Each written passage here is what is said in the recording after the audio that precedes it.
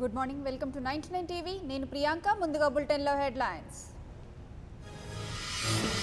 నేడు పశ్చిమ గోదావరి జిల్లాలో పవన్ పర్యటన, 3 సభల్లో పాల్గొననున్న జనసేనాని.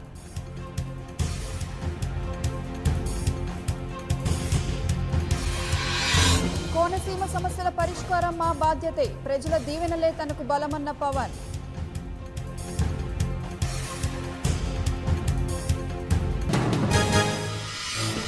చివరి దశకు చేరుకున్న ప్రచారం, మరికొద్ది గంటలే పార్టీలకు అవకాశం.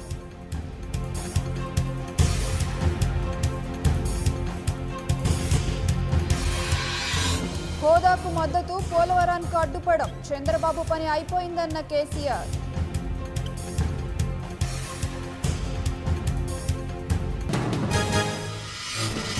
సోనియా హోదా ఇస్తామంటే ఎందుకు అడ్డుపడ్డారు, జగన్తో కలిసి కేసీఆర్ నాటకాలు ఆడుతున్నారని బాబు ఫైర్.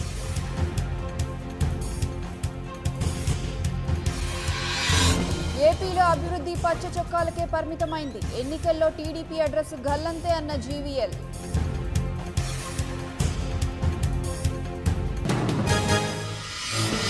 పేదలందరికీ ఇల్లు, ఉచిత వైద్యం, 2,30,000 ఉద్యోగాల భర్తీకి జగన్ హామీ.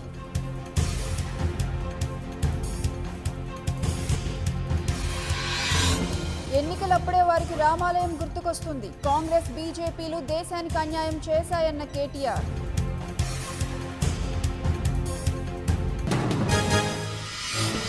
టీఆర్ఎస్ పాలనలో బెదిరింపులు, కేసీఆర్ తీరును తప్పుపట్టిన కోమటిరెడ్డి వెంకటరెడ్డి.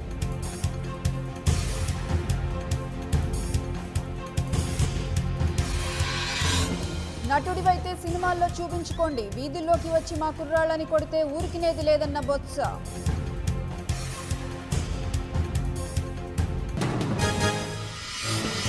భర్త గెలుపు కోసం ప్రచారం, మంగళగిరిలో నారా బ్రాహ్మణి రోడ్ షో.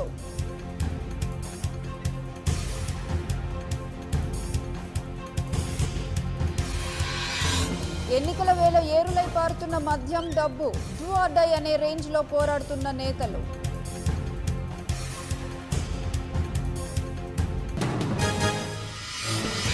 హైదరాబాద్లో 8 కోట్ల స్వాధీనం, బీజేపీ ఫండ్ గా గుర్తించిన పోలీసులు.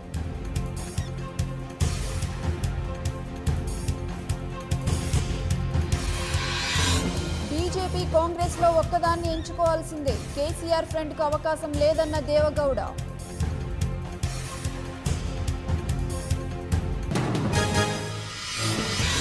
ఓటింగ్ శాతం పెంచేందుకు ఈసీ కీలక నిర్ణయం, సాయంత్రం 6 గంటల వరకు ఓటింగ్ కు అవకాశం.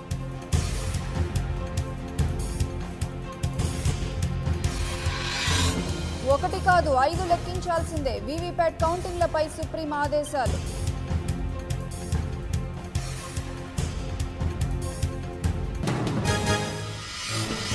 అద్వానీ, జోషిలకు పార్టీలో తగిన గుర్తింపు ఉంటుంది, సీనియర్లకు టికెట్లు ఇవ్వకపోవడంపై గడ్కరీ వివరణ.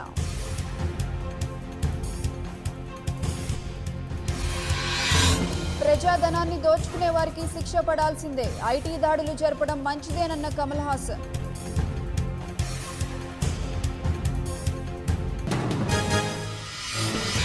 ఆర్టికల్ 370 రద్దు చేస్తే ఊరుకునేదే లేదు, పోరాటం చేస్తామన్న ఫరూక్ అబ్దుల్లా.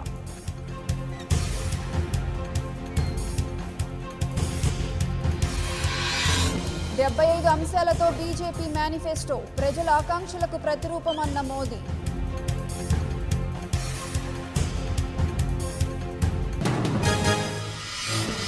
ఫేస్బుక్ ద్వారా కీలక ప్రకటన చేసిన రాహుల్, పరీక్షలకు ఫీజులు మాఫీ చేసేలా ఆదేశాలు.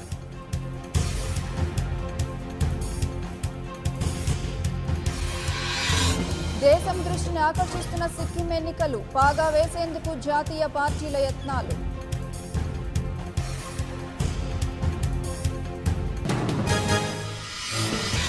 మాల్యాకు లండన్ కోర్టు షాక్, త్వరలోనే భారత్కు తీసుకొచ్చే ఛాన్స్.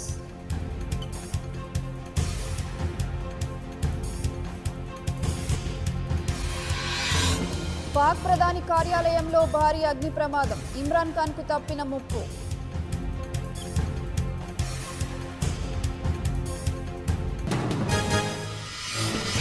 హోరాహోరీ పోరులో సన్ రైజర్స్ ఓటమి, 6 వికెట్ల తేడాతో పంజాబ్ విజయం.